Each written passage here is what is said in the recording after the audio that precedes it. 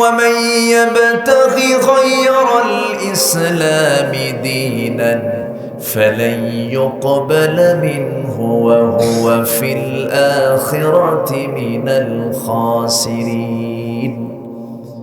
জীবন চলার পথ হিসাবে, আইন হিসাবে, জীবন পদ্ধতি হিসাবে, কনস্টিটিউশন হিসাবে ইসলামকে বাদ দিয়ে যারা অন্য কোনো দিনকে, অন্য কোনো দলকে, অন্য কোনো পদ্ধতিকে যারা গ্রহণ করবে, আল্লাহ রাব্বুল আলামিন বলছেন ফালান ইউকবালা লানিতাকিদ, তার কোনো কিছুই গ্রহণ করা হবে না। কপাল কালো বানিয়েছে, নামাজ পড়ে লাভ নাই, রোজা রাখতে রাখতে শুকায় গেছে, ওজন কমে গেছে, লাভ নাই, দান করতে করতে ফকির হয়ে গেছে, কোনো লাভ নাই, কারণ দিনটাকে, ইসলামটাকে দিন হিসেবে সে মানতে পারে নাই। ও হুয়া ফিল আখিরাতি মিনাল খাসিরিন, আখিরাতে ক্ষতিগ্রস্ত হয়ে যাবে। কিতাবকে মানতে গেলে আংশিক মানা যাবে না, আংশিক মানবেন, দুনিয়াতে লাঞ্ছিত হতে হবে, আখিরাতে ক্ষতিগ্রস্ত হতে হবে। আল্লাহ রাব্বুল আলামিন আয়াত দিয়ে তা বুঝিয়ে দিয়েছেন, আফাতুমিনুনা বিবাদিল কিতাব ওয়া তাকফুরুনা বিবাদ, কিতাবের কিছু অংশ মানবি, মন মতো মানবি, কিছু অংশ তুমি মানতে যাবে না। এটার ফলাফল হলো ইল্লা খিজিয়ুন ফিল হায়াতিদ দুনিয়া, দুনিয়ার জিন্দেগিতে লাঞ্ছিত হবে, আখিরাতে তুমি ক্ষতিগ্রস্ত হয়ে যাবে। এই জন্য দুনিয়ার লাঞ্ছনাই যে আমরা গোটা দুনিয়া বিবি মুসলমানরা যে লাঞ্ছিত, এর মূল কারণ কিন্তু কোরআনটাকে পুরোপুরি না মানা। আসতে কন কেন, ঠিক কিনা? এখান থেকে যাবেন ট্রেন যোগে ঢাকা, ট্রেন লাইন আছে না? আচ্ছা, আপনি ঢাকা যাবেন, আপনি ট্রেনে চড়েছেন, হঠাৎ করে 50টা চাকা নিয়ে চলে যাচ্ছে ট্রেন ঢাকার দিকে। হঠাৎ করে একটা চাকা বিকল হয়ে গেছে, একটা চাকা বিকল হয়ে গেছে। একটা চাকা বিকল হলে কি ড্রাইভার কি আর ট্রেন চালাবে নাকি? বলবে যে এই চাকা না ঠিক হওয়া পর্যন্ত ট্রেন যাবে না, কারণ এই চাকাটা 49 চাকাকে বিকল করে ফেলবে। একটা মাত্র চাকা নষ্ট হয়ে গেল, বাকি 49টা চাকা সহ ট্রেন বন্ধ হয়ে গেল। ট্রেন যেমন ঢাকাতে পৌঁছবে না। আমি ইসলামের সবগুলো হুকুম মানছি, কিন্তু একটা হুকুম মানলাম না। আমি ওই একটা বিষয়কে অমান্য করার কারণে আমার গন্তব্য কখনো জান্নাত হবে না। কোরআনে কারীমের আপনি একটা শব্দকে কেন, একটা হরফকে যদি আপনি অস্বীকার করেন, আপনার ঈমান থাকবে না। ঈমান খুব স্পর্শকাতর বিষয়। আখিরি জামানায় এমন একটা সময় আসবে, ইউসবিহু মুমিনান ওয়া ইউমসি কাফিরান, সকালবেলা ঈমানদার থাকবে, বিকালবেলা কাফের হয়ে যাবে, বেঈমান হয়ে যাবে। সেই সময় আমরা লক্ষ্য করছি কিনা বলেন? আস্তে করে লক্ষ্য করছি কিনা বলেন? লক্ষ্য করছি। আমাদের মধ্যে অনেকে এমন আছেন, আল্লাহকে না চায়া, আল্লাহর কাছে না বলে বাবার কাছে চায়। আছে নাকি এরকম? আচ্ছা, কোন বাবার কাছে চাওয়া যাবে না, কোন মখলুকের কাছে চাওয়া যাবে না। মখলুকের কাছে চাবে না, মখলুক চাবে খালেকের কাছে। মাবুদের কাছে আবেদ চাবে, আবেদ চাবে মাবুদের কাছে। মখলুক কখনো মখলুকের কাছে ধর্ণা দেবে না, কারণ মখলুক তো ব্যর্থ, মখলুক তো পরিপূর্ণ নয়, মখলুক তো কখনো সক্ষম হয় না সব কাজে। কিন্তু খালেক যিনি আমার আল্লাহ, তার কোনো ব্যর্থতা আছে নাকি? তার কোনো সকল প্রকার দুর্বলতা ক্লান্তি থেকে মুক্ত যিনি, তিনি কে বলেন? ওয়ালা ইয়াউদুহু হিফযুহুমা ওয়া হুয়াল আলিয়্যুল আযীম। জোরে বলুন আল্লাহু আকবার।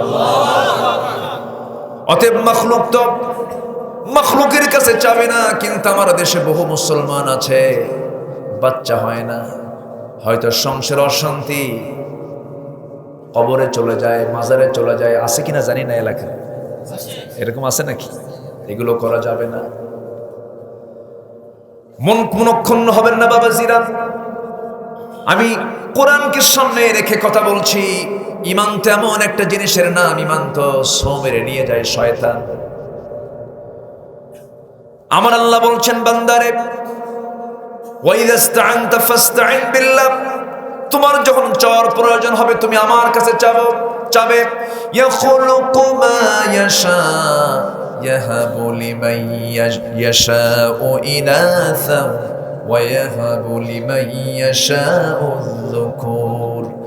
আল্লাহ যাকে চান তাকে ছেলে দেন, যাকে চান তাকে মেয়ে দেন, যাকে চান না তাকে কিছুই দেন না। একমাত্র কেবলমাত্র ক্ষমতা পাওয়ার একমাত্র কার? আসতে বলবেন না কার? অতএব সকল চাও আমরা চাইবো কার কাছে? আল্লাহর কাছে আমরা চাবো। কোন মৃত ব্যক্তি আমার কোন উপকার করতে পারবে না, কোন মাইয়াত আমার কোন উপকার করতে পারবে না, আমার উপকার করতে পারবে না, আমার ক্ষতি করতে পারবে না একমাত্র কে? আসতে বলবেন না কে? অতএব আমরা চাইবো কার কাছে? আমরা বলবো কার কাছে? আমার সমস্যা সবগুলো উপস্থাপন করব কার কাছে? আল্লাহর কাছে। কারণ তিনি আমাকে বানিয়েছেন। আমার আল্লাহ তেমন আল্লাহ যে আল্লাহ বান্দার সকল কিছুর খবর রাখেন। একটু কান লাগাবেন, এই আয়াতটা আমাকে দারুণ ভাবিয়ে তোলে। দেখেন কি সূক্ষ্মভাবে আল্লাহ তাআলা বান্দাকে বোঝাচ্ছেন। وَيَعْلَمُ مَا فِي الْبَرِّ وَالْبَحْرِ وَمَا تَسْقُطُ مِنْ وَرَقَةٍ إِلَّا يَعْلَمُهَا। তিনি সেই মহান প্রভু যিনি জলে কি হয়, স্থলে কি হয়, এমনকি কোন গাছের কোন পাতা, আমার আপনার বাড়ির চালের উপরে তেঁতুল গাছের ছোট ছোট ঝিরিঝিরি পাতা, কোনটা আগে পড়লো কোনটা পরে পড়লো, আমি গাছ লাগাইছি আমার খবর নাই, কিন্তু আমার আল্লাহ জেনে যান কোন পাতা আগে পড়েছে কোন পাতা পরে পড়েছে। এমন সূক্ষ্ম খবরটা কে রাখেন?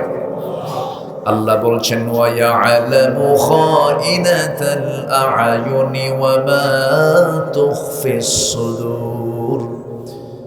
তোমার চক্ষু কি খেয়ানত করে, তুমি তোমার অন্তরে কি দানা বেঁধেছ, তোমার অন্তরে তুমি কোন কুচিন্তা মাথায় রেখেছ, কার জন্য তুমি মিথ্যা মামলা দিতেছ, কাকে তুমি জেলখানায় ঢুকাবা জোর করে অন্যায় করে। কেউ যদি নাও জানে আমি আল্লাহ কিন্তু তোমার চক্রান্ত বুঝি। আসতে কোন কেন? এরকম মামলা আছে না নাই? আসতে বলবেন না আছে না নাই? আপনার পাওয়ার আছে, আপনার ক্ষমতা আছে, হয়তো আপনি হ্যালো দিয়া মামলাটা উল্টায় দিবেন, হ্যালো দিয়া মামলা দিয়া সাজাটা দিয়ে দিবেন। আপনি দুনিয়াতে একজন মানুষকে জুলুম করে সাজা দিয়ে দিলেন, মার হক থেকে বঞ্চিত হলো, স্ত্রীর হক থেকে বঞ্চিত হলো, সন্তানের হক থেকে বঞ্চিত হলো। আপনি এত বড় গোপন গোপন যে সিদ্ধান্তগুলো, অত্যাচারগুলো, জুলুমগুলো করতেছেন, আল্লাহ বলছেন বান্দারে খবর কিন্তু আমার জানা আছে, আমি তোরে ছাড় দেব না। আমার ভাইরা,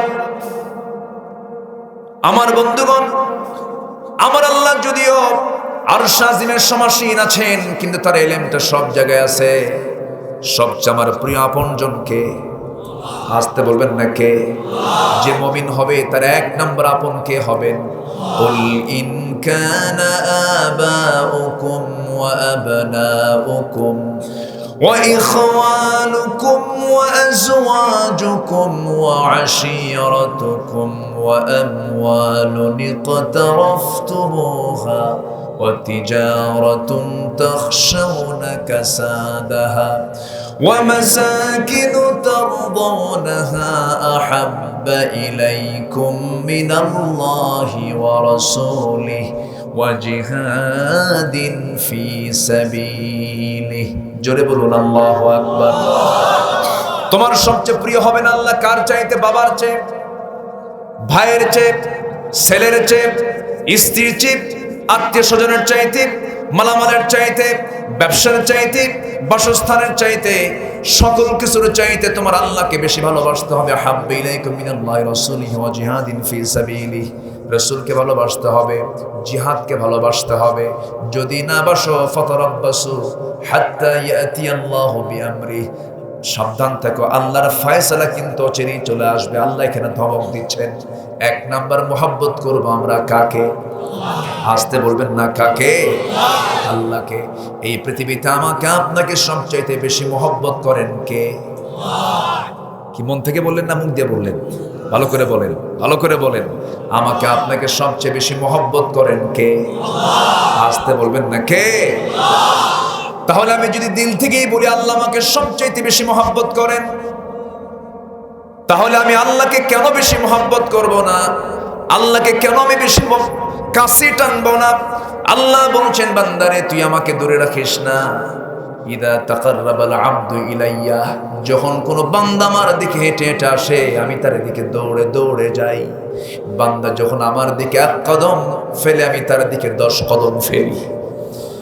বান্দা তুই আমার কাছে আয়, তুই আমার কাছে ধরনা দি, তুই আমার কাছে মাফ চা, আমি তোকে মাফ করে দেব। আমাকে বেশি করে ভালোবাসার চেষ্টা কর, মহব্বত করার চেষ্টা কর। আমি তোর রব, আমি তোর সবচেয়ে কাছে থাকি রে বান্দা। আমি তোর সকল চাহিদা পূরণ করে দেই। মাথা থেকে পা পর্যন্ত প্রত্যেকটা বডির অংশগুলো কে চালান? আসতে বলবেন না, কে চালান? দুটো চোখ দিয়েছেন কে? সুন্দর দুটো ঠোঁট দিয়েছেন কে? সুন্দর জিহ্বা দিয়েছেন কে? আল্লাহ বলছেন সব আমি চালাই। চোখ আমি চালাই, জিহ্বা আমি চালাই, ঠোঁট আমি চালাই, বডি আমি চালাই, কিডনি আমি চালাই, হার্ট আমি চালাই, লাংস আমি চালাই। মাথা থেকে পা পর্যন্ত কোন গোটা বডি আমার নিয়ন্ত্রণে বান্দা। সব তো আমি দেখি। বান্দা তুই আমারে ভুলবি কেমনে? এই চোখটা এত সুন্দর করে বানিয়ে দিয়েছি বান্দারে। প্রত্যেকটা চোখের মধ্যে 20 লক্ষ পার্টস দিয়েছি, 40 লক্ষ পার্টস দুই চোখের মধ্যে দিয়েছি। চোখের পেছনে 1,70,000 তার দিয়েছি। চোখটাকে আমি পানির মধ্যে ভাসমান করে দিয়েছি। সর্বক্ষণ পানির মধ্যে তোর চোখটা ভাসতে থাকে, চোখ যেন নষ্ট না হয়। সার্বক্ষণিক পার্মানেন্টলি আমি তোর চোখের মধ্যে আমি আল্লাহ অয়েন্টমেন্ট দিয়ে দিয়েছি, মলম দিয়ে দিয়েছি। সকালবেলা ঘুম থেকে উঠলে পরে বান্দা দেখতে পাস তোর চোখের কোনায় ওই মলমগুলো জমা হয়ে গেছে। এমন সুন্দর করে বানিয়েছি।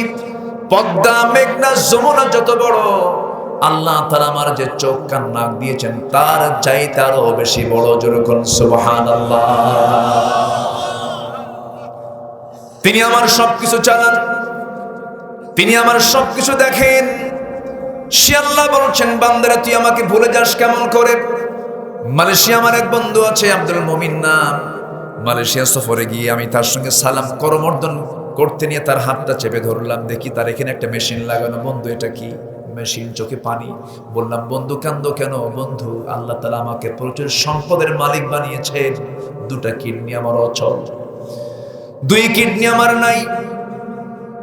এখানে মেশিন সেট করেছি, 7 দিন অন্তর অন্তর ডায়ালিসিস করার জন্য মেশিনটার সামনে চলে যায়, সুই লাগায় দেয়, রক্তগুলো বের করে মেশিনের মধ্যে নিয়ে ফাটায় আবার ডায়ালিসিস করে আমার রক্তগুলো আমার দেহের মধ্যে ঢুকায় দেয়।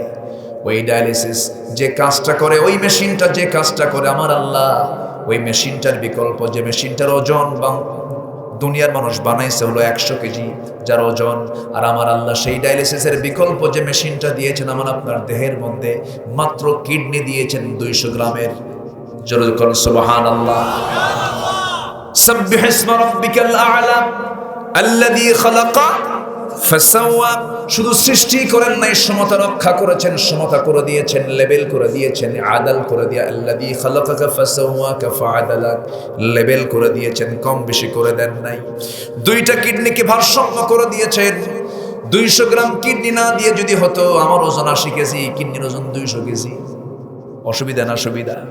অসুবিধা হয়ে যেত। বান্দা চলতে ফিরতে কষ্ট যেন না হয়, দেহের মধ্যে ছোট্ট আকারে একটা কিডনি দিলাম। জোরে করুন সুবহানাল্লাহ। কে দিয়েছেন? কে দিয়েছেন? আল্লাহ দিয়েছেন। বান্দা তুমি আমাকে ভুলে যাও কেমনে? 1 সেকেন্ড আমি তোমাকে ভুলি না। 1 সেকেন্ড আমি তোমাকে কোন সময়ের জন্য আমি তোমাকে বাদ দেই না। সব সময় তোমাকে আমি স্মরণ করি। বান্দা তুই আমাকে কখনো ভুলবি না, তুই আমাকে কখনো স্মরণ থেকে গাফেল থাকবি না। আমার নামটা বারবার নেবি। দুনিয়াতে ব্যক্তির নাম বারবার নিলে পরে বিরক্ত হয়। Chairman chairman chairman chairman chairman, খুশি হবে নাকি? খুশি হবে না? মা মা মা মা মা বিরক্ত হয়ে যাবে। আব্বা কি বারবার ডাকবেন, বিরক্ত হয়ে যাবে। কিন্তু আল্লাহ বলছেন, বান্দারা তুই আমার নাম যতবার নেবি আমি আল্লাহ তোর প্রতি তত বেশি খুশি হয়ে যাব। জোরে করুন সুবহানাল্লাহ। আমরা খুশি করব কাকে? সে আল্লাহ তাআলা কত মহান, কত বড়। সাব্বিহ ইসমা রাব্বিকাল আ'লা, কত বড় তিনি। একটু ডিপ আলোচনা একটু কান লাগাবেন। আমার আল্লাহ আমরা যেখানে বসে আছি এই জায়গা থেকে আমার আল্লাহর বাড়ি 2 মাইল 3 মাইল 4 মাইল দূরে নাকি? আমার আল্লাহ তাআলা আরশে আজিমটা কত দূর একটু চিন্তা করে দেখেন। আল্লাহ কত বড়, আল্লাহ কত মহান। একটু আমরা তো আল্লাহর প্রতি ঈমান এনেছি, আমরা আল্লাহর সম্পর্কে আমাদের জানা দরকার, স্পষ্ট হওয়া দরকার। আমার আল্লাহ কত বড় দেখেন। দিনের বেলা যখন আমরা জমিনে বসে থাকি তখন আমরা দিনের বেলা সূর্য দেখতে পাই, রাতের বেলা চাঁদ দেখতে পাই, তারকারাজি দেখতে পাই। দিনের বেলার যে সূর্য আমরা দেখতে পাই প্লেটের মতো, কিন্তু এই সূর্য বড় না আমরা যে দুনিয়াতে বসবাস করে সেই দুনিয়া বড়? কি বড় বলেন? এই পৃথিবীর এরিয়া হলো 50 কোটি 10 লক্ষ বর্গ মাইল।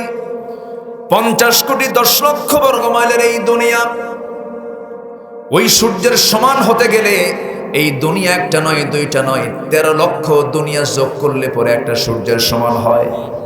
যেরকম সুবহানাল্লাহ। কয় লক্ষ দুনিয়া? 13 লক্ষ দুনিয়া এক জায়গায় করলে একটা সূর্যের সমান হবে। তাহলে সূর্যটা কত বড়, তাপ দিচ্ছে গোটা পৃথিবীকে। যেরকম সুবহানাল্লাহ। ওই সূর্যের চাইতে আবার রাতের মিটিমিটি করে জোনাকির মতো জ্বলা যে তারকাগুলো আছে, ওই তারকাগুলো আবার সূর্যের চাইতে এত বড়। ব্যাটেল জুইস নামে একটা তারকা আছে, যে ব্যাটেল জুইসটা এত বড়, ওই সূর্যের চাইতে একটা ব্যাটেল জুইস তারকা 33 কোটি গুণ বড়। যেরকম সুবহানাল্লাহ। কত কোটি? 33 কোটি গুণ বড়। এরকম battle juice, supernova, আড্রা, Proxima Centauri, এই যে তারকাগুলো আছে, এই সমস্ত তারকাগুলো আল্লাহ তাআলা আবার গ্যালাক্সির মধ্যে তুলে নিয়েছেন। ওই মহাশূন্যের ভিতরে একটা দুইটা গ্যালাক্সি, অসংখ্য গ্যালাক্সি আছে। এক একটা গ্যালাক্সির মধ্যে সৌরজগতের সৌরবিদরা বলছেন এক একটা গ্যালাক্সির ভিতরে একটা দুইটা এরকম তারকা নয়, 50 বিলিয়ন তারকা আল্লাহ তাআলা এক একটা গ্যালাক্সির মধ্যে রেখে দিয়েছেন। 1 বিলিয়ন সমান হলো 100 কোটি। আল্লাহু আকবার। কে বানিয়েছেন? আসতে বলবেন না, কে বানিয়েছেন? যাদের দেশে আমরা গেছি, মঙ্গল গ্রহে আমরা মানুষ গিয়ে পৌঁছেছি, ঘুরে ফিরে এসেছি।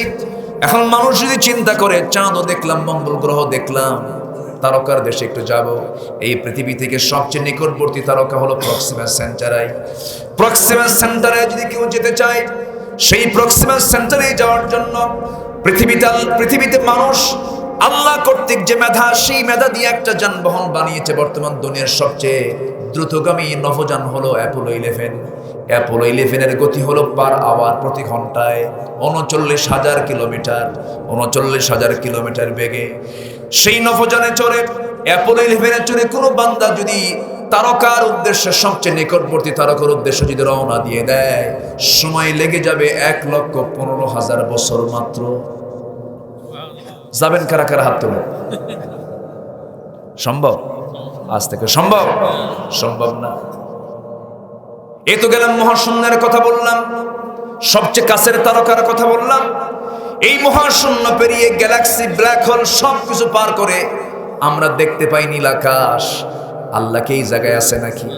আল্লাহ আরো কত দূরে। এরপরে আরেকটা আছে মহাশূন্যের পরে আকাশ, এরপরে মহাশূন্যের পরে আকাশ, এরপরে মহাশূন্যের পরে আকাশ। 7 সামাওয়াত, 7 আকাশের মালিক তিনি কে? তিনি কে? 7 আকাশের উপরে হলো আরশ আজিম, 6ষ্ঠ আকাশে হলো সিদরাতুল মুনতাহা।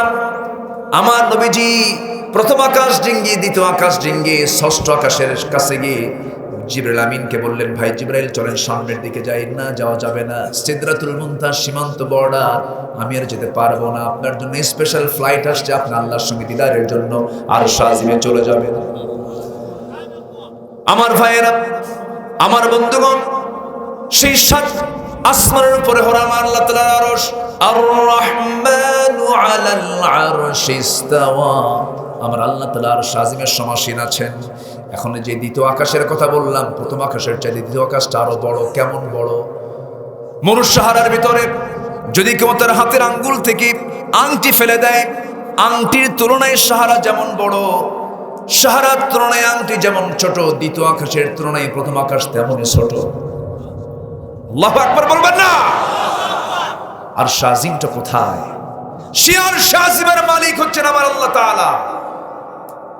সেই খালেকের ক্ষুদ্র মাখলুক হলাম আমরা। সেই মাখলুকের বাহাদুরি দেখেন না, সিয়ার পাইলে সিয়ার ছাড়ে না। আছে না নাই? সুপারগুলো আটা দিয়ে বসে, ছাড়াছাড়ি নাই। আল্লাহ ফেরাউনকে ছাড়েন নাই, ধরেন নাই, ধরেন নাই। নমরুদকে ধরেন নাই, আবু জেলকে ধরেন নাই। নমরুদকে শেষ করে দিয়েছেন কি দিয়া? বলেন, আপনারা বলেন না, একটু কথা বলেন। কথা বললে দুটো উপকার, বুঝতে সুবিধা, ঘুম ধরবে না। এখন তো রাতে ঘুমের সময়, শেষ করে দেবো নাকি আমি? আলোচনা চালাবো, জোরে বলি ইনশাআল্লাহ। নমরুদ বিদায় হয়েছে কিসের কাপড় খেয়ে? কি মশা? দুর্বল না মজবুত? দুর্বল। অচল না সচল? অচল। অচল মশা। মশার ঝাঁক চলে এসেছে পাহাড়ের গুহা থেকে, আল্লাহ তাআলা পাঠায়া দিয়েছেন, শেষ করে দিয়েছেন। আল্লাহ মশার উদাহরণ কিন্তু কোরআনে দিয়েছে। মশার উদাহরণ কোরআনে আছে না নাই? আছে। সূরা বাকারার 26 নম্বর আয়াতে যারা আলেম ওলামা আছেন লক্ষ্য করে দেখবেন, আল্লাহ তাআলা মশার উদাহরণ দিয়েছেন।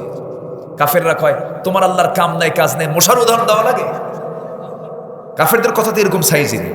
এরকম কাফের এখনো আছে না নাই? আছে না নাই? বলে কোরআন মধ্যযুগীয় আইন, এই আইন এখন চলবে না। মধ্যযুগীয় কি? আজকে কি চলছে? এটা কোন যুগীয় চলছে?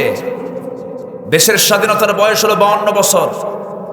মুক্তিযোদ্ধা ভাতা নিল 2000 মুক্তিযোদ্ধা ভাতা নিয়েছে যাদের বয়স হলো 52 বছর। যুদ্ধ করলো কার? মায়ের পেট থেকে। এটা কোন যুগীয়? সম্মানিত ভাইয়েরা, আমরা বইয়ে পড়তাম বেশি বড় চুরি হলে পুকুর চুরি। এখন পুকুর চুরি নয়, সাগর চুরি।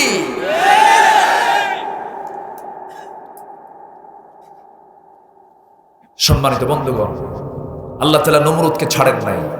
নমরুদ কি করেছিল? আল্লাহর খলিল ইব্রাহিম খলিলুল্লাহকে আগুনে পুড়ে মারার অর্ডার দিয়েছিল।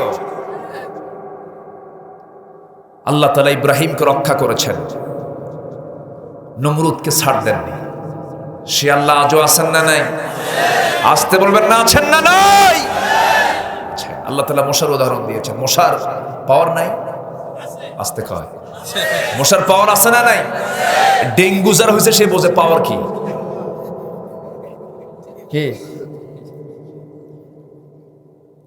আল্লাহ রাব্বুল আলামিন মশার ব্যাপারে বলেছেন, ইন্নাল্লাহা লা ইস্তাহি আন ইয়াদরিবা মাসালান মা বাউদাতান ফামা ফাওকাহা ফাআম্মাল লাযীনা আমানু ফায়া'লামুনা আন্নাহুল হক। আল্লাহ তাআলা মশার উদাহরণ দিতে নিয়ে কোনো লজ্জা পান না। যারা ঈমানদার এর মধ্যে তারা হকটা খুঁজে পায়। আর কাফেররা বলে তোমার আল্লাহ মশার নামটা নিল কেমন করে? মশা একটা ক্ষুদ্র জিনিস। মশা তো ক্ষুদ্র কোনো জিনিস না, একটু ব্যাখ্যা দিলে স্পষ্ট হয়ে যাবে। আধুনিক ব্যাখ্যাগুলো একটু শুনে নেন। নাম্বার 1, মশা যদি বেশি রক্ত খায় তার হায়াত বাড়ে না কমে? পরিমাণে রক্ত বেশি খাইলে কমে না বাড়ে?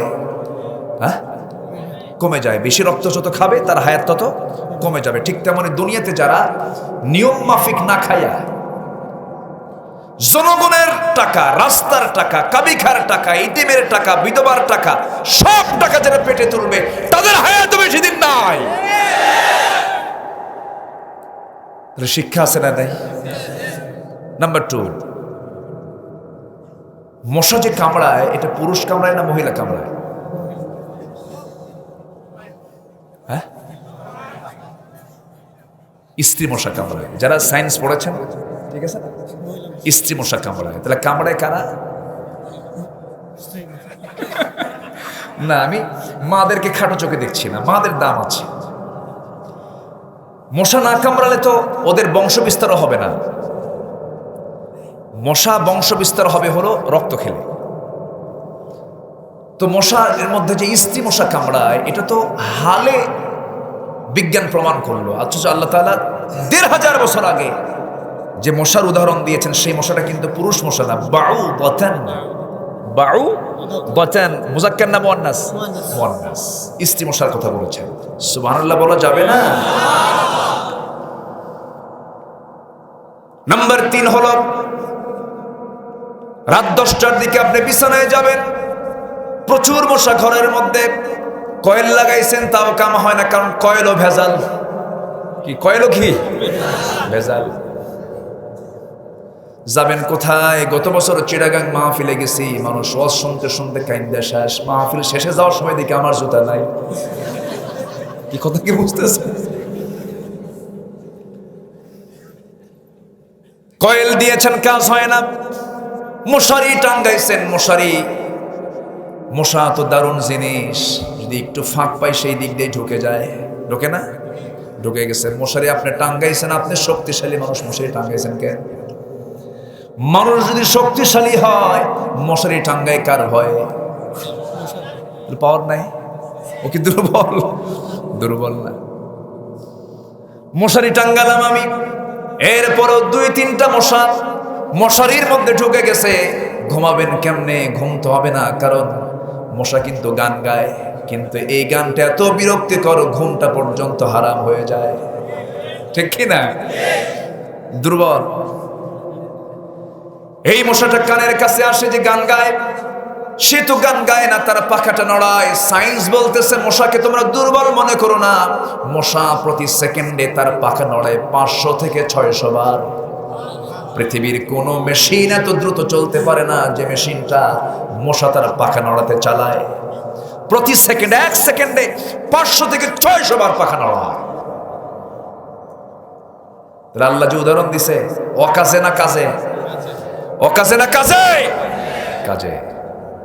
নাম্বার 4, পৃথিবীর কাফেররা, নব্য ফেরাউনরা, জেনে রেখে দিও, নব্য নমরুদরা জেনে রেখে দিও, এই মশার কামড়েই আমি বিদায়ী করেছি নমরুদকে। কথা তো অনেক, এক রাত, বহু আলোচনা আছে। যদি ফজর পর্যন্ত হয়, শুনতে রাজি আছেন তো? থাকবেন আপনারা, আমি চলে যাব, আমার তো সম্ভব না। আমি মিজান ভাইকে বলেছিলাম যে একটু আমাকে আগে ভাগে দিয়ে, কিন্তু দেরি করে ফেলেছেন। আপনার তো এক রাত, আমার তো সব রাত। আমার আগামীকালকে মাহফিল দিনের বেলা আছে, বাদ জোহর, বেশি দূরে না, মাত্র ময়মনসিংহ।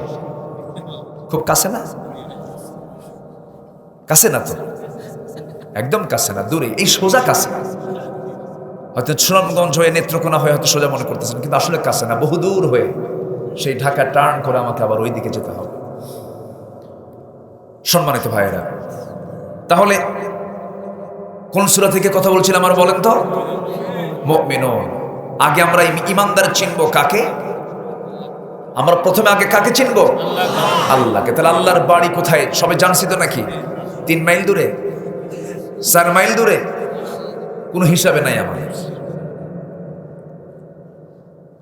সে আল্লাহ বলছেন, বান্দা আমি এত বড়, আমার নামটা তোমার বড় করে নাও, বলো আল্লাহু, জোরে আল্লাহু আকবার। নামাজে আমরা কি বলি? আল্লাহু। আজানে কি বলি? বলেন বলেন জোরে।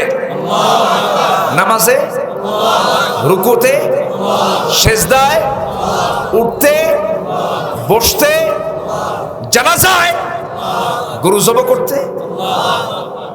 তাহলে জন্মে লাগলো, আজানে লাগলো, নামাজে লাগলো, রুকুতে লাগলো, সেজদায় লাগলো, জানাজায় লাগলো, সব জায়গায় লাগলো আল্লাহু আকবার। জনসভায় আল্লাহু আকবার বলতে সমস্যা কোথায়?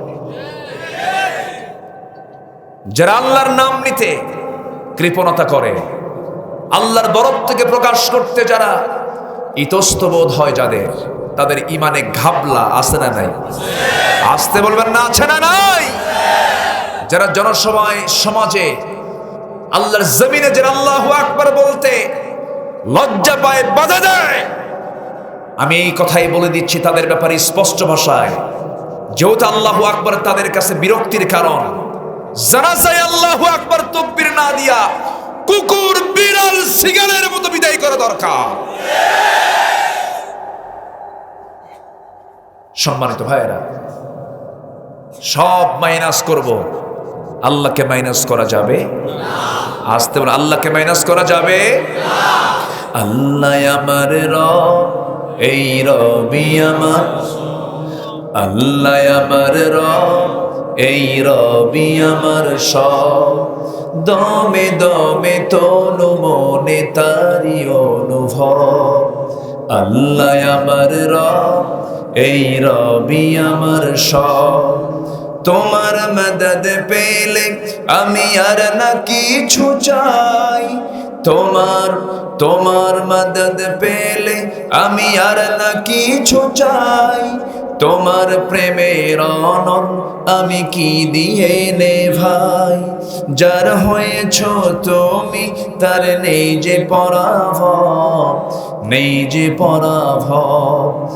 আল্লাহ আমার রব, এই রবি আমার সব, আল কোরআনের পথ এই পথই আসল পথ, আল হাদিসের পথ এই পথই আসল পথ। আল্লাহ কবুল করুন, জোরে বলি আমিন। আমরা যদি ইমানের যদি দাবি করি তাহলে কিছু গুণ আনতে হবে। আল্লাহ ছাড়া কারো কাছে চাওয়া যাবে না, কোন দরবারে মাজারে সেজদা দেওয়া যাবে না। এই মস্তক একমাত্র কার জন্য? আসতে বলবেন না, কার জন্য? যদি দোয়া চাইতে হয় আগে বাপ মার কাছে দোয়া চাবো আমরা। হুজুরকে আপনি দিবেন কিছু হাদিয়া, দেখবেন যে আপনার সাথে ডাবল হাদিয়া আরেকজন দিয়ে গেছে, তারে খুশি করতে পারবেন না। কিন্তু মাকে দিবেন একটা আপেল, আমার মা তাতেই খুশি। মাকে দিবেন একটা বেদনা, সেই বেদনাটা মা সুন্দর করে ভাঙবে, ভেঙ্গে তার সুন্দর করে দানাগুলো বের করে আস্তে করে বলবে, বাবা তোর মুখটা শুকনা, তুই খা। যেরকম সুবহানাল্লাহ। আমরা আসল জায়গায়, আমরা যাই হলো নকল জায়গায়। কোথায় যাই? নকল জায়গায়। মার কাছে আমরা দোয়া চেয়ে নেব, বাবার কাছে আমরা দোয়া চেয়ে নেব, চাইতে ভুল করা যাবে না। আর সকল চাহিদা পূরণ করার জন্য বলবো কাকে? আল্লাহকে। জুতা ছিঁড়ে গেছে কাকে বলবো? আমার কোনো সমস্যা কাকে বলবো?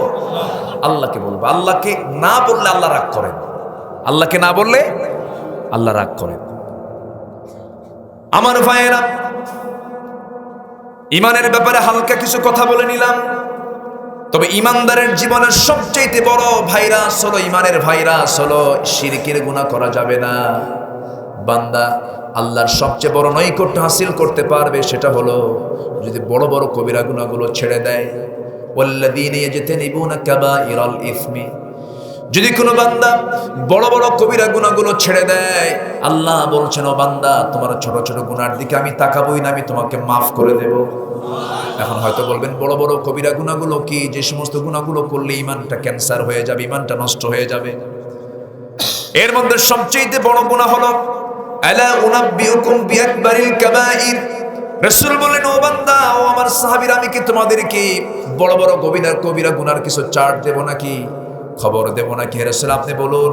রাসূল বললেন, এক নম্বর হলো ইশরাক বিল্লাহ, শিরিক করা। এরপরে কি? উকুকুল ওয়ালিদাইন, পিতামাতার সঙ্গে নাফরমানি করা, খারাপ আচরণ করা। নাম্বার 3 হলো অকলুজ জুর, বেহুদা কথা বলা, বাজে কথা বলা, মুখ থেকে খারাপ কথা বলা। এগুলো হলো সবচাইতে বড় বড় কবিরা গুনাহ। আল্লাহ তাআলা এখানে ইমানদারের গুণ উল্লেখ করতে গিয়ে এখানেও কিছু গুণের কথা বলেছেন, তার পরিপন্থী কিছু করলেই বড় কবিরা গুনাহ হয়ে যাবে। আল্লাহ বলছেন, বান্দারের সফল হওয়ার জন্য কারো পরামর্শ নিও না, তুমি বান্দা আমার পরামর্শ নিয়ে নাও।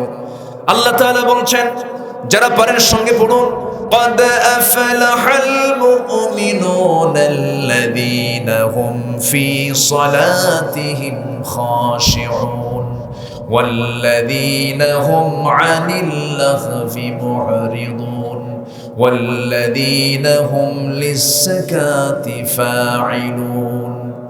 ওই সমস্ত মুমিনদের সফল, ওই সমস্ত মুমিনদের সাকসেস, মহা সাফল্যে সাফল্যবান হবে সমস্ত মুমিনরা, ওই সমস্ত বান্দারা যাদের এক নাম্বার গুণ থাকবে, যারা খুশুর সঙ্গে নামাজ পড়বে, অত্যন্ত মনোযোগের সঙ্গে নামাজ পড়বে, অত্যন্ত দিল দিয়ে নামাজ পড়বে।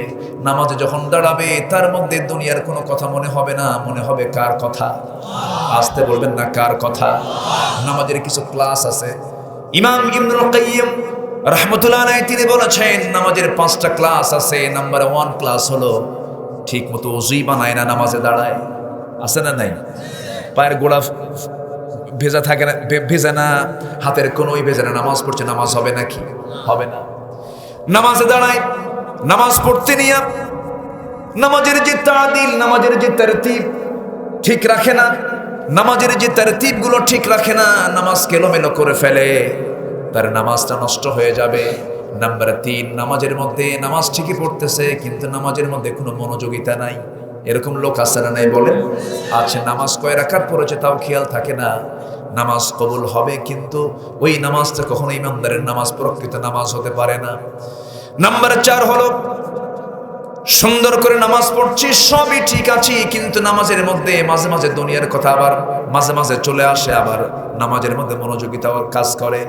নাম্বার 5 হলো ওই সমস্ত নামাজই পূর্ণ সফল যে বান্দা নামাজ পড়তে নিয়ে শয়তান পর্যন্ত তাকে দেখে ভয় পায়, শয়তান পালায়া যায়, দুনিয়ার কোনো কথা মনে হয় না। এটা হলো সর্বোত্তম ক্লাসের নামাজ।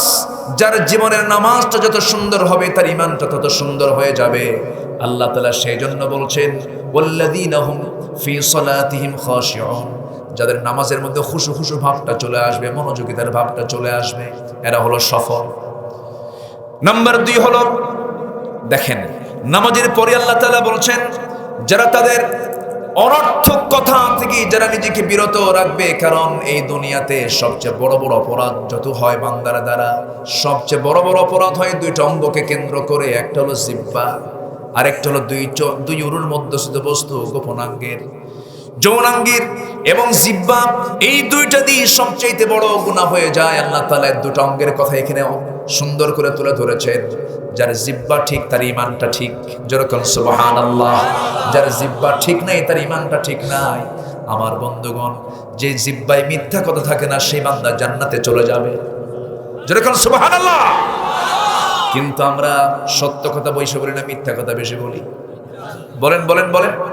আবার যদি একটা প্রশ্ন করি, ক্রিটিক্যাল প্রশ্ন, রাগ করা কিন্তু যাবে না, আপনারা উত্তরটা দিবেন, আমি কিছু বলবো না। এই দেশে যত শ্রেণীর মানুষ আছেন, সকল শ্রেণীর মধ্যে সবচেয়ে বেশি মিথ্যা কথা বলে কারা? বলেন বলেন। আমরা তো মুসলমান, তাই না? আমাদের মধ্যে কোন পেশার লোক, কোন শ্রেণীর লোক সবচেয়ে বেশি মিথ্যা কথা বলে, ঠকায় জনগণকে? একজন কয় উকিল, আরেকজন কয় রাজনীতিবিদ। বিভিন্ন লোক বিভিন্ন কথা বলছে। সম্মানিত ভাইয়েরা, বুঝে নেন, বুঝে নিতে হবে, বুঝে নিতে হবে। যে ঠকায়, যে মানুষকে ঠকায়, সে ঠকায় না, সে নিজে ঠকে। ঠিক কিনা? সে নিজে ঠকে। যে ঠকতেছে সে ঠকে নাই, সে জিতে যাবে একদিন। ঠিক কিনা বলেন? মাজলুম নিরাপদ, জালিম বিপদ। আমরা মাজলুমের কাতারে থাকতে চাই, জালিমের কাতারে যাব না আমরা। জোরে বলি ইনশাআল্লাহ। মিথ্যা, মিথ্যা যেন আমাদের কমন একটা বিষয় হয়ে গেছে। এক সাহাবী রাসূলকে সে বলেন, ইয়া রাসূলুল্লাহ, আমাকে একটা আমল শিখান, আমি এর চেয়ে বেশি আমল করতে পারবো না। রাসূল বলেন, মিথ্যা কথা কইও না, যাও। জোরে বলি সুবহানাল্লাহ। আজকে থেকে আমরা মিথ্যা ছেড়ে দেব। জোরে বলি, আরো জোরে বলি, আরো জোরে বলি। মিথ্যা ছাড়লে তার সব পাপ তার জীবন থেকে মুছে যাবে। আল কিযবু উম্মুল খাতিআত, পাপ, মিথ্যা হচ্ছে সকল পাপের মা। আমার নবীজির রাষ্ট্র পরিচালনার মূল অস্ত্র ছিল হলো সত্যবাদিতা। আর গোটা পৃথিবীর অধিকাংশ রাজনীতির মূল সূত্র হলো মিথ্যার প্রতারণা। ঠিক কিনা? কে বলেছে আমেরিকা গণতন্ত্রের ঠিকাদার? কে বলেছে? রক্তচোষা আমেরিকা 7.5 লক্ষ ইরাকের মা বোনদের জীবন ছিনিয়ে নিয়েছে। রাশিয়া ইউক্রেনকে যুদ্ধ লাগায়া দিয়া গোটা বিশ্বের বিশ্বায়নের সংকট সৃষ্টি করে দিয়েছে। ওদের কাছে আমাদের শেখার কিছু। বিশ্বনবী মসজিদ চালিয়েছেন, সমাজ চালিয়েছেন, দেশ চালিয়েছেন সত্যের উপরে নির্ভর করে। যারা সত্যের উপরে নাই তাদের সঙ্গে আমরাও নাই। দেখলাম তো সবকিছু। বঙ্গবন্ধুর একটা কথা আমার বারবার মনে পড়ে। বঙ্গবন্ধু শেখ মুজিবুর রহমান তিনি বাইরে যা থেকেছেন, এই দেশের মানুষের জন্য জেল খেটেছেন, জেলের ভিতরে থেকেছেন বেশি, তার অবদান আছে, আমি তার অবদানকে স্বীকার করি। তিনি দেশের জন্য, মানুষের জন্য অনেক অনেক জুলুমের শিকার হয়েছেন, কাজ করেছেন। তিনি বলেছিলেন আফসোস করে দেশ স্বাধীনের পর, মানুষ দেশ স্বাধীন করে পায় তেলের খনি, গ্যাসের খনি, স্বর্ণের খনি, আর আমি পাইছি চোরের খনি। বৈদেশিক সাহায্য যা এসেছে স্বাধীনতার পর থেকে আজ পর্যন্ত, তা যদি সুষম বন্টন হতো, এদেশের মানুষের চিত্র এমন থাকতো না, ঠিক কিনা? 2023-কে বলা হচ্ছে দুর্ভিক্ষের বছর। না, আমরা এটা এই বিশ্বাস করব না, কারণ আমাকে চালাবেন পৃথিবীর কেউ না, আমাকে চালাবেন কে? আল্লাযী আত'আমাহুম মিন জু'ইন ওয়া আমানাহুম মিন খাউফ। ক্ষুধার্তকে খাবার দেবেন কে? ভীতির জনপদ থেকে নিরাপত্তা দিবেন কে? শর্ত হলো ফালইয়াবুদু রাব্ব হাযাল বাইত। আমাদের দায়িত্ব হলো ইবাদত করব কার? ইবাদত করব কার? দোহাই লাগে, আল্লাহি আমি কাউকে গালমন্দ করে কথাগুলো বলছি না, আমার বিবেককে নাড়া দেওয়ার জন্য কথাগুলো বলছি। আমরা ভালো হতে পারিনি, কোথাও শান্তি নেই। মসজিদে যাবেন, জুতা সামনে না নিলে নামাজ হয় না, সামনে জুতা রাখতে হয়। সামনে জুতা রেখে নামাজ শুরু করতে, সেজদায় যাওয়ার পর আবার উঠে সেজদার দিকে নজর না দিয়ে জুতার দিকে নজর দেওয়া যায়। আমি কি ভুল বলতেছি ভাই? আমি কি ভুল বলতেছি? ঠকানো হয়ে গেছে আমাদের নিত্য নৈমিত্তিক অভ্যাস। ওজনে কম দেওয়া হয়ে গেছে আমাদের চরিত্র। কাপড়ের ত্রুটি, একটা কাপড় ব্যবসা, আবু হানিফা দেখেন কি ব্যবসায়ী ছিলেন। মসজিদে গেছেন নামাজ পড়তে, একটা কাপড়ের গাঁটটির মধ্যে একটা ত্রুটি, একটা ছেঁড়া অংশ বের হয়েছে। তিনি বললেন এটাকে সাইড করবে, এটাকে বিক্রি করবা না, বিক্রি করলে এটা বলে দিবা যে ত্রুটিটা বলে দিয়ে এরপরে বিক্রি করবা। চলে গেছেন মসজিদে নামাজ পড়তে, কর্মচারী করছে কি না বলে বিক্রি করে দিচ্ছে। দোকানের সমস্ত মালামাল তিনি আল্লাহর পথে দান করে দিয়েছেন। আমি আমার সম্পদে কোনো হারাম ঢোকাতে চাই না, সুবহানাল্লাহ বলবেন না? চাল ব্যবসায়ী চালের মধ্যে ভেজাল ঢুকায়, তেল ব্যবসায়ী তেলের মধ্যে ভেজাল ঢুকায়। আমার দেশে নির্ভেজাল বেশি না ভেজাল বেশি? আসতে কয়। এখন প্রশ্ন করি, মানুষ বেশি না চোর বেশি? ভালো করে কই, আমরা তো মানুষ হতে পারিনি। 90% মুসলমান যে দেশে, সেই দেশে নামাজ পড়ে মাত্র 5%, বাকি 95 নামাজ পড়ে না। যে নামাজ পড়ে না তার চেয়ে বড় চোর আর কে হতে পারে? এখন কোন মানুষ বেশি না চোর বেশি? কষ্ট হচ্ছে। আলোচনা কিন্তু কেবল শুরু, আমার আলোচনা চালাবো, আলোচনা চলুক, হুজুর মরুক।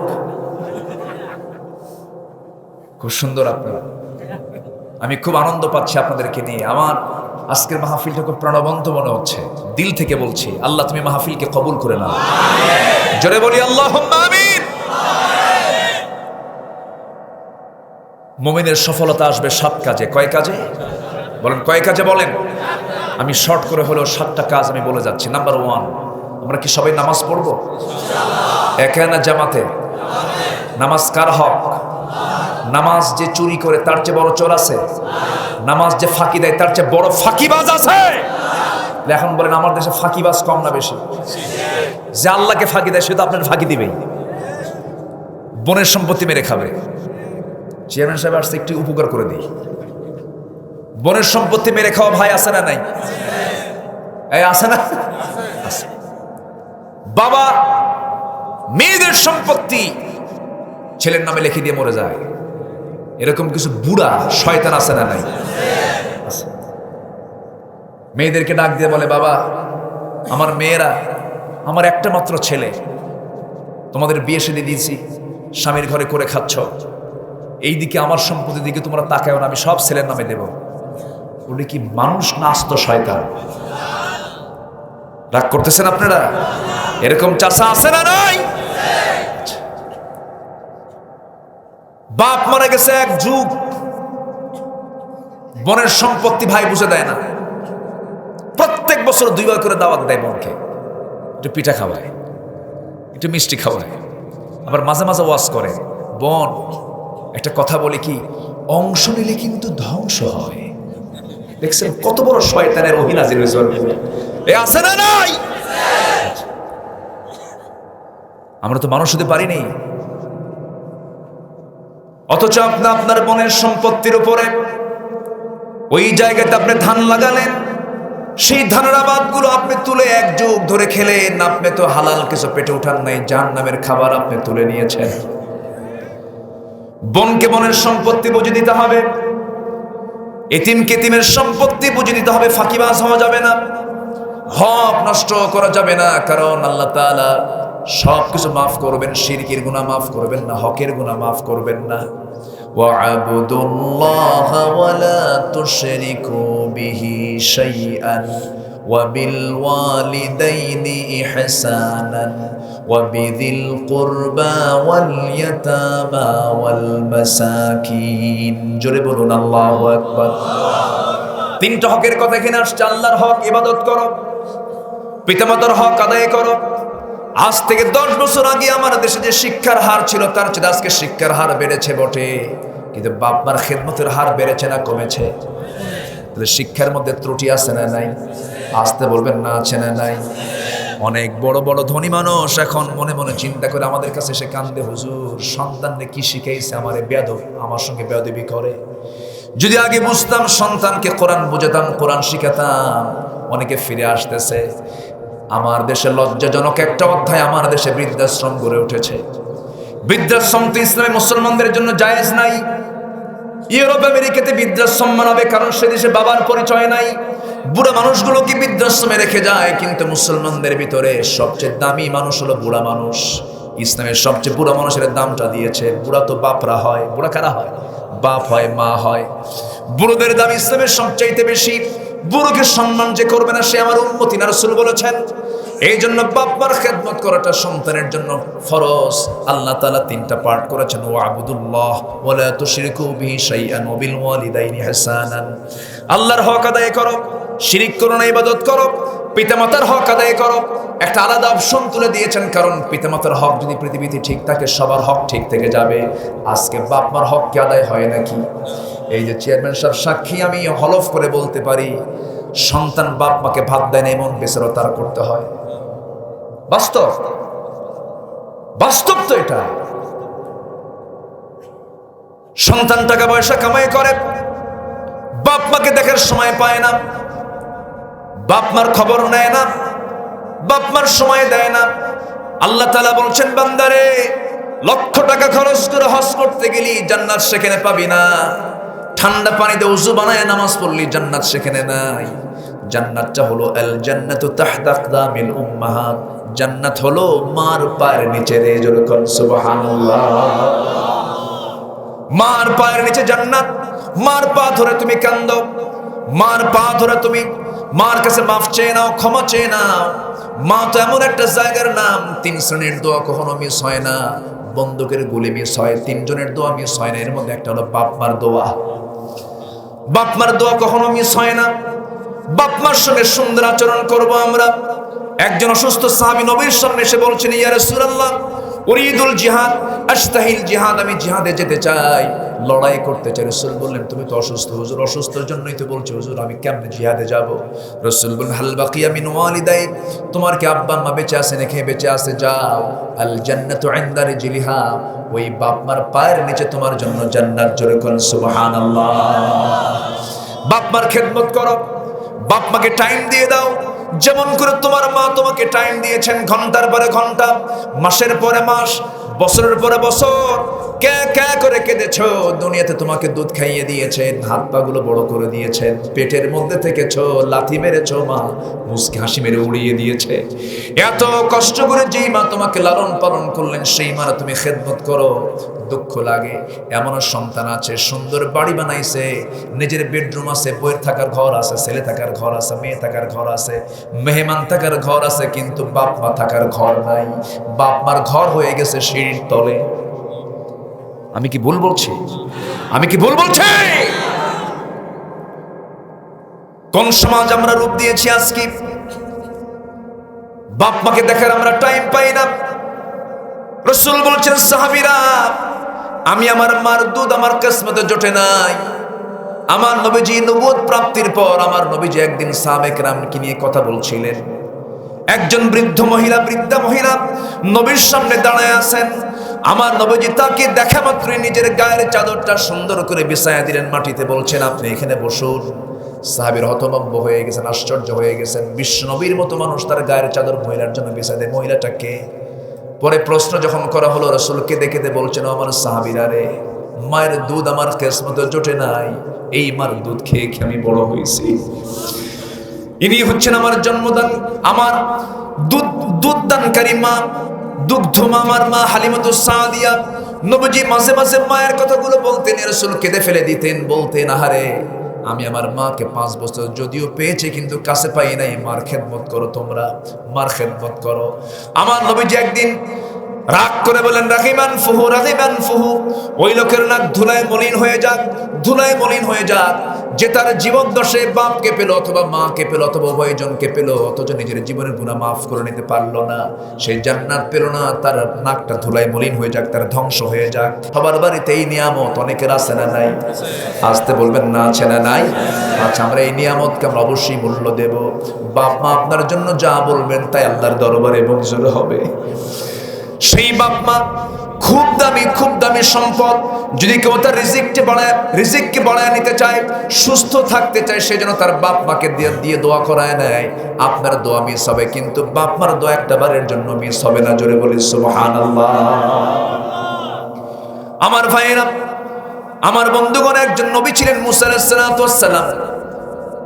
একদিন আল্লাহকে প্রশ্ন করছেন, আল্লাহ, তোমাকে একটা প্রশ্ন করব। কি প্রশ্ন? তিনি মাঝে মাঝে আল্লাহর সঙ্গে কথা বলতেন, আল্লাহ, তুমি কি আমাকে জান্নাত দিবা নাকি? অবশ্যই তোমাকে জান্নাত দেবো না তো কাকে জান্নাত দেবো? কে আল্লাহ, জান্নাতে একা থাকবো কেমনে? জান্নাতের বন্ধু হবে আমার কে? আল্লাহ বলছেন, তোমার জান্নাতের বন্ধু হবে একজন কসাই। কসাইয়ের নাম শুনে তিনি বলছেন, আল্লাহ, আমার বন্ধু একজন কসাই হবে। সেই লোকটার বাড়ি কোথাও অমুক জায়গায় তার বাড়ি। দেখা করার জন্য তিনি সঙ্গে সঙ্গে রওনা দিয়েছেন। বাড়িতে গিয়ে কসাইকে দেখলেন না, তার মাকে পেলেন। বৃদ্ধা মা দোলনায় দোল খেতেছে।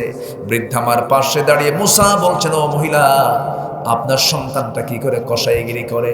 আপনার সন্তানটা ভালো না, আপনার তো খেদমত করে না। চোখ বড় করে বুড়িমা বলতেছে, ও যুবক, যার তার সামনে ছেলের দুর্নাম করবা না। আমার ছেলে আমার যে পরিমাণ খেদমত করে, সকালবেলা আমি ঘুম থেকে উঠেছি, আমার পেশাব পায়খানা সাফ করে গোসল করায় দিয়ে আমার সেবা শুশ্রূষা করে আমাকে কোলে নিয়ে আদর করে আমাকে নিজ হাতে রান্না বান্না করে আমাকে খাওয়ায় দিয়া আমার জন্য বলতেছে, মা, আমি তো একজন কসাই মানুষ, আমার তো কিছু কর্ম করতেই হবে। আমাকে দোলনায় দোল দিয়া আমার সেবাগুলো করে গিয়ে বলতেছে, ও মা, আমি বিকালবেলা আসবো তোমার জন্য, গোশতের সবচেয়ে গুরুত্বপূর্ণ অংশ গরুর কলিজাটা নিয়ে আসবো, ভুনা করে রাত্রে তোমাকে আমি খাওয়ায় দেব। আমার সন্তানটা প্রত্যেকটা দিন প্রত্যেকটা রাত আমার সঙ্গে সর্বক্ষণ সেবা করেই যাচ্ছে। তুমি কার বিরুদ্ধে কথা বলো যুবক? এই জন্য আমি মাঝে মাঝে দোয়া করি, আল্লাহ, আমার ছেলে বড় কিছু নয়, যদি একজন কসাই, কিন্তু মার খেদমতে সে ফার্স্ট হয়েছে। আল্লাহ, তোমার কাছে ফরিয়াদ করি, আমার সন্তানকে তুমি আল্লাহ ওই জান্নাত দিবা যে জান্নাতের বাসিন্দা হবে মুসা আলাইহিস সালাতু ওয়াস সালাম। সুবহানাল্লাহ। মুসা কাঁদতে কাঁদতে সেই জায়গা থেকে বাড়ির দিকে চলে গেলেন। এই জন্য মায়ের গুরুত্ব আছে না নাই? আসতে বলবেন না, আছে না নাই?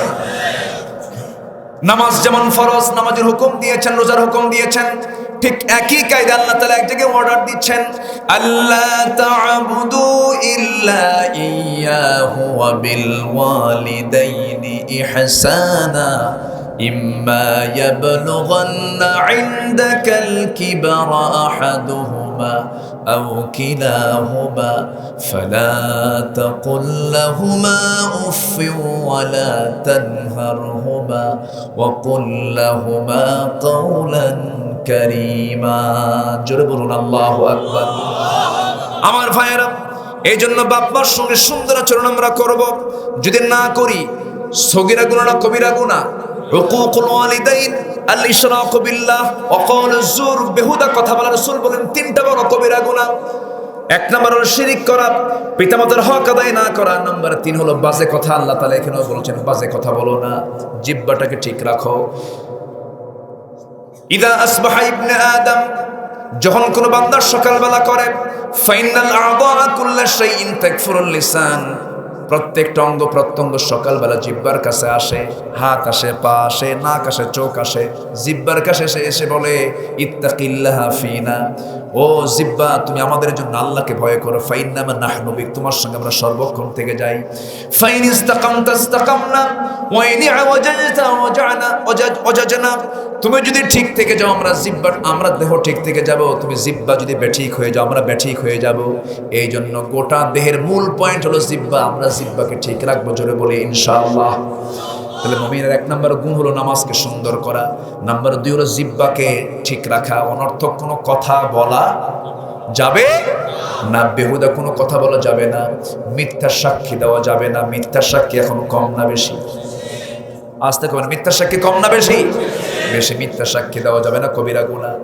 নাম্বার 3 হলো যারা যাকাত আদায় করবে, যাকাত যারা ঠিক মতো আদায় করবে, যাকাত আদায় করা নামাজের মতোই। আসতে কোন কেন? আরো জোরে, আরো জোরে। যাকাত দিতে হবে, কিন্তু আজকে সমাজে যাকাত চালু না সুদ চালু? আসতে কয়, সুদ বেশি না যাকাত বেশি? সুদ বেশি। সুদ বেশি হওয়ার কারণে মসজিদ কমিটির সভাপতি একজন বিশিষ্ট সুদখোর, বেশি যায়। কমিটির সভাপতির পদ দখল করেছে সুদখোর, সেক্রেটারির পদ দখল করেছে হলো বিশিষ্ট মদখোর, আর ক্যাশিয়ার মাশাআল্লাহ বিখ্যাত কুখ্যাত জেনাকার। আছে না নাই? কারা বানাইছে? আমরা। মসজিদের মতো পবিত্র জায়গা সভাপতির দায়িত্ব তো একজন সুদখোর পালন করতে পারে না। খতিব সাহেব খুতবা দেবে কেমনে? খুতবা দিতে নিয়ে হঠাৎ করে বলে ফেলছে, লা তাকুলুর রিবা দাআফা মুদাআফা, তোমরা চক্রাকারে সুদের কারবার করো না, সুদ খাইও না। বলতে নিয়েই খতিবের নজর গেছে সভাপতির চেহারার দিকে। কি কথা কি বুঝতেছেন?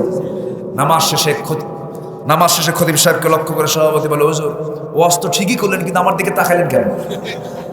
কি কথা কি বুঝতেছেন না? প্রকৃত নামাজি কখনো এই জাতীয় সুদখোরকে মসজিদের দায়িত্ব দিতে পারে না।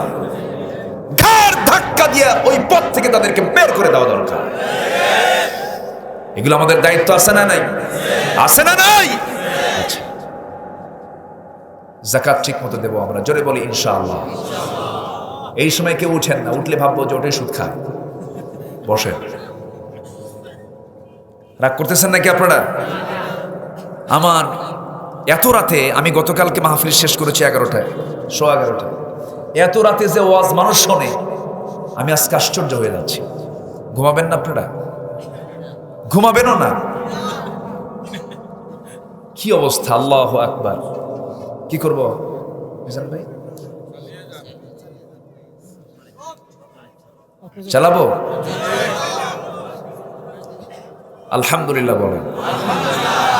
এলাকার মেয়েরা কি পর্দা করে? পর্দা করে? বোরকা পরে? মার্কেটে যায়?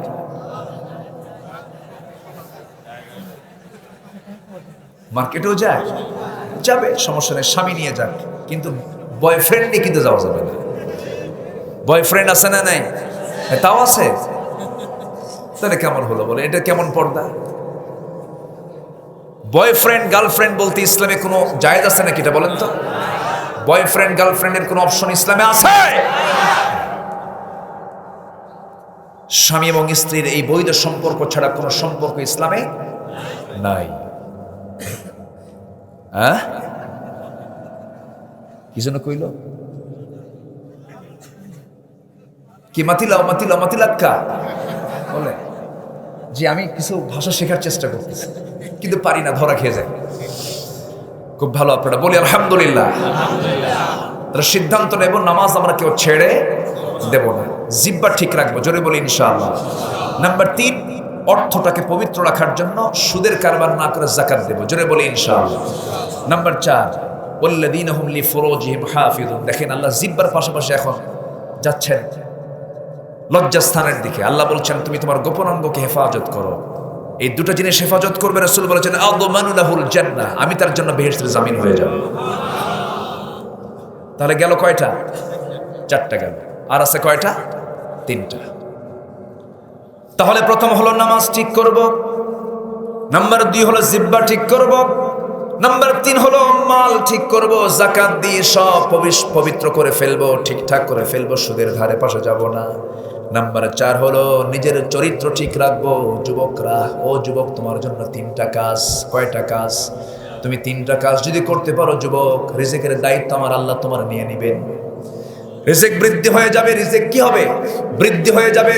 তোমার অর্থের কোনো সমস্যা থাকবে না। তুমি 3টা কাজ সব সময়ের জন্য করবা। যুবকরা আছে তো নাকি? 3টা কাজ। নাম্বার 1 হলো তাড়াতাড়ি বিয়ে করবা।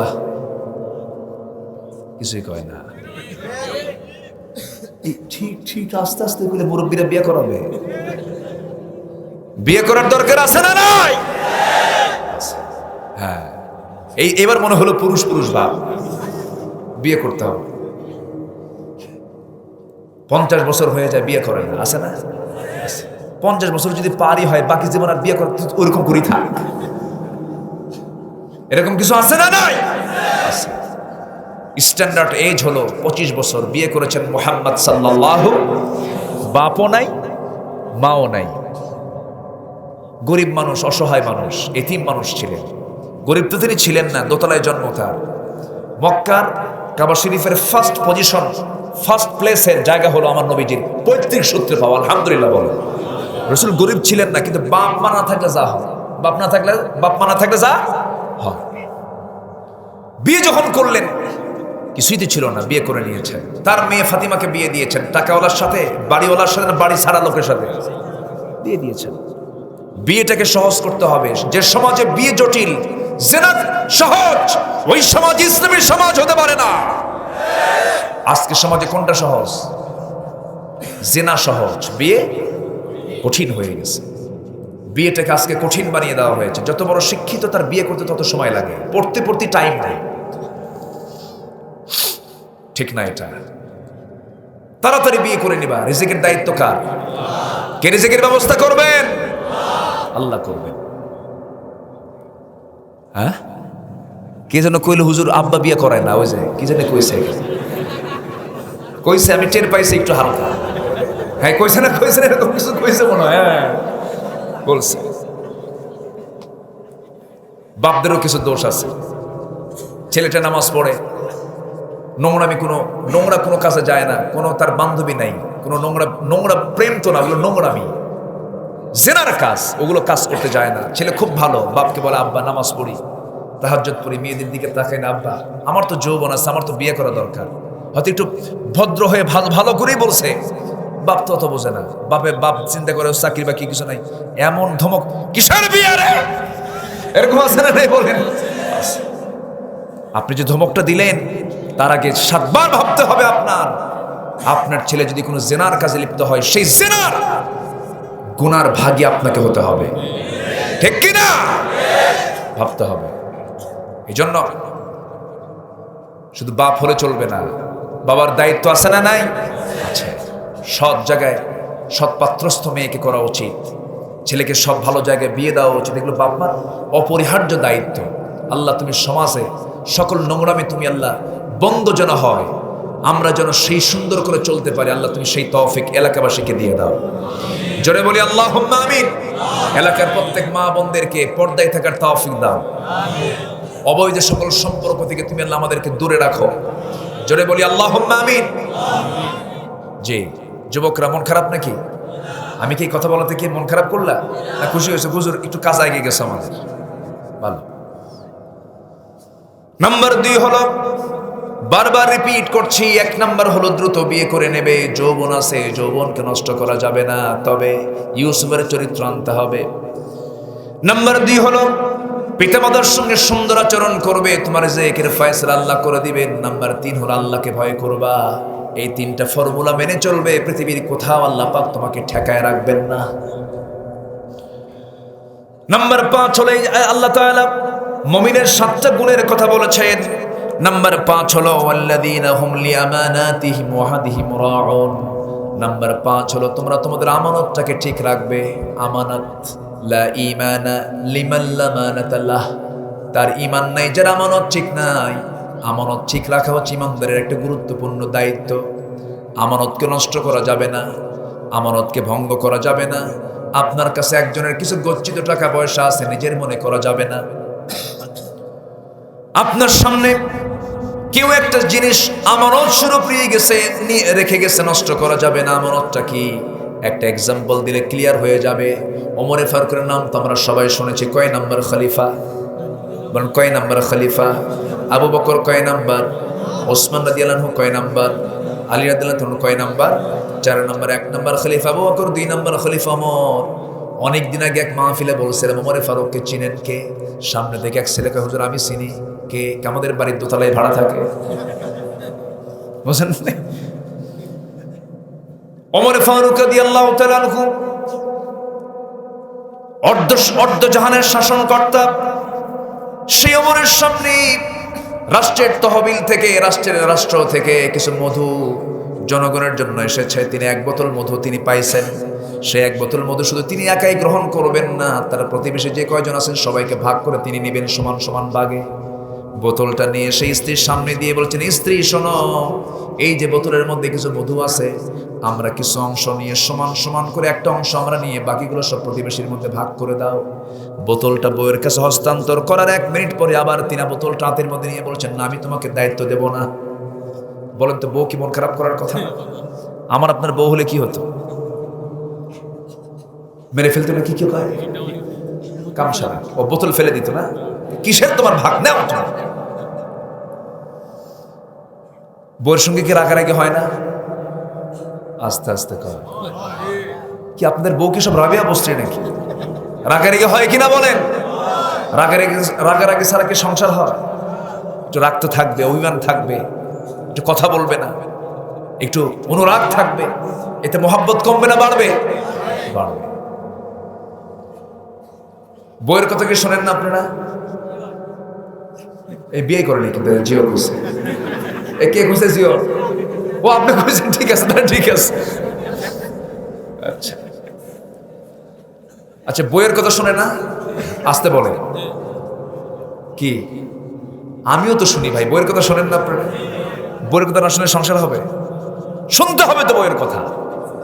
এক রাজা প্রজার মাঝে ঘোষণা করছে, যে প্রজা বইয়ের কথা শুনবে তাদেরকে একটা করে ডিম দেওয়া হবে, আর যে প্রজা বইয়ের কথা শোনে না তাকে একটা করে ঘোড়া দেওয়া হবে। গোটা দেশে ফরমান জারি করছে। এক পাবলিক এসে বলতেছে, রাজামশাই জীবনে কোনোদিন বইয়ের কথা শুনি নাই। তাই? ঠিক আছে, আস্তা বলে যাও, একটা ঘোড়া তোমাকে দিয়ে দিলাম। ঘোড়া খান নিয়ে গেছে, কিন্তু ঘোড়া হয়েছে কালো ঘোড়া, লাল ঘোড়া না। বাড়িতে নিয়ে গেছে, বউ দেখার সঙ্গে সঙ্গে বলতেছে, ঘোড়াটা নিয়ে আসলা, কালো ঘোড়া মানুষ নেয় নাকি? লাল ঘোড়া আনবা না? কাছে ঠিক আছে, আমি লাল ঘোড়া নিয়ে আসতেছি। কি বুঝতেছেন কি? আবার গেছে ফেরত, রাজ দরবারে গিয়ে বল, রাজামশাই ঘোড়া তো নিলাম, কিন্তু ঘোড়া তো কালো হয়ে গেছে, লালটা নিতে হবে। তোর এই পরামর্শ দিল কে? বউ বলে দিল। রাজা এক ধমক দিয়ে বলে, ঘোড়া থুইয়া ডিম নিয়ে যা। আল্লাহু আকবার। এখানে আল্লাহু আকবার। আচ্ছা, দেখো রাজামশাই সন্ধ্যার পরে গেছে হলো বাড়িতে। তো রানী বলতেছে, তুমি এমন শর্ত দিছো, এই শর্তে কোনো মানুষ খুঁজে পাবা? মাঝখান থেকে যারা বইয়ের কথা শোনে তারা তো চরমভাবে ঠকে যাচ্ছে। অতএব তাদেরকে একটু ডিমটা না দিয়ে 5 কেজি করে চাল দাও।